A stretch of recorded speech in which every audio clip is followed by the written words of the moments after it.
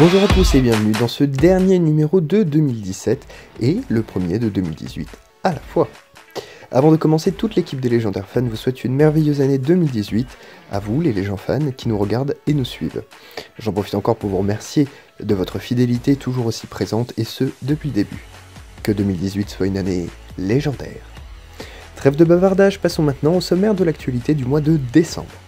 Au sommaire, on nous dévoile les personnages principaux de la bataille du néant, mais également ceux de la nouvelle série dérivée à venir, les chroniques de Darkel.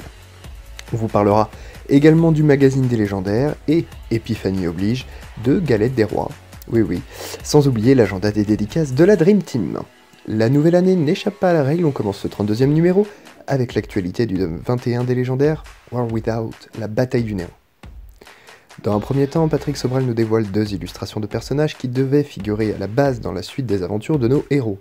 On y retrouve une version enfant et trop mignonne du terrible Scroa, mais également une version humaine de Lionfeu. Malheureusement, ils n'ont pas été retenus pour le tome 21. Après Shiska, Regen et Solaris, Rokia fait également son retour dans la bataille du néant. Il devrait rester le même que dans le tome Origine de Chimie, excepté qu'il parlera peut-être un petit peu plus. Enfin, le maître Pamplemousse nous dévoile un des méchants principaux du trio Galina de ce tome. Ce personnage inédit se nomme Psychorax et a vraiment une sale tête. Si jamais vous procurez le magazine des légendaires sorti ce mois-ci, et on en reparlera un peu plus tard dans le numéro, vous découvrirez également le reste de ce trio Galina. Enfin, dans une news de nouvelle année et dans une super illustration, nous découvrons tous les personnages principaux du tome à venir.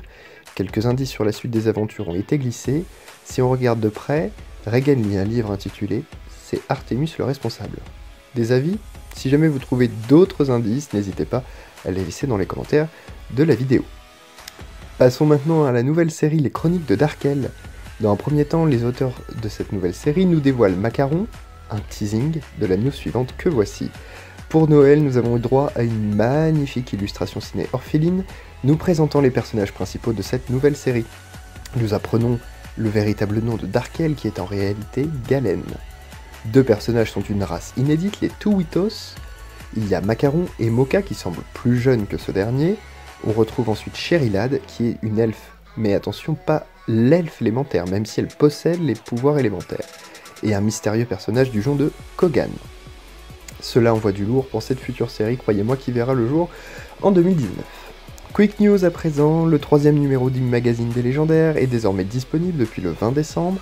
On y retrouve la suite du Clash légendaire, une BD inédite tirée du dessin animé, un décryptage sur les machines de toupie, un test ou encore un défi hivernal. Il est disponible dans toutes les librairies de France au prix de 4,95 €. Gagastrophique, le dernier tome des légendaires Parodia a été passé au crible par le célèbre site Otakia. On vous laisse le lien dans la description de la vidéo si vous voulez retrouver tous les clins d'œil qui ont été glissés dans ce tome. Enfin, grande nouvelle en cette période d'Épiphanie, vous avez la possibilité d'acheter des fèves, les légendaires et la couronne qui va avec. Les exemplaires sont limités, numérotés et signés par Patrick Sobral. Ils sont disponibles sur le site Art Fun.